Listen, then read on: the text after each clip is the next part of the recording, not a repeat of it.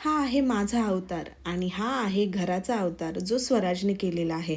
स्वराज आता 10 महिन्यांचा झालेला आहे आणि तो इतका ॲक्टिव्ह आहे की तो 1 मिनिटही शांत बसत नाही आणि त्यामुळे त्याला भरपूर एनर्जी लागते. म्हणूनच त्याच्या आहारात प्रोटीन, हेल्दी कार्ब्स आणि इतर आवश्यक पोषक घटक असणं खूप गरजेचं आहे.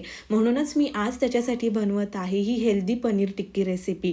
त्यासाठी मी इथे घरी बनवलेला फ्रेश पनीर घेतलेला आहे, एक उकडलेला बटाटा, कोथिंबीर, भाजलेला रवा आणि चिमूटभर हळद. पनीर हे प्रोटीन आणि कॅल्शियमचं उत्तम स्रोत आहे, जे बाळाच्या स्नायूंच्या आणि हाडाच्या मजबूतीसाठी खूप महत्त्वाचं आहे.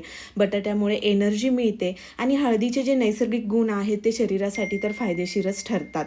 हे सगळं एकत्र बनवून मी त्याच्या अशा छोट्या छोट्या टिक्की बनवल्या आणि त्या तूप लावून खरपूस अशा भाजून घेतलेल्या आहेत. बाहेरून क्रिस्पी आणि आतून मऊ, म्हणून जेणेकरून बाळांना सहज अशा त्या खाता येतील. स्वराजने ते खूप आवडीने खाल्ल्या. तुमचंही बाळ जर 10 महिन्यांचं असेल, तुम्ही त्याला फिंगर फूड स्टार्ट केलं असेल तर ही रेसिपी नक्की ट्राय करा. व्हिडिओला लाईक, शेअर आणि कमेंट करा. भेटूयात नेक्स्ट व्हिडिओमध्ये. Bye bye.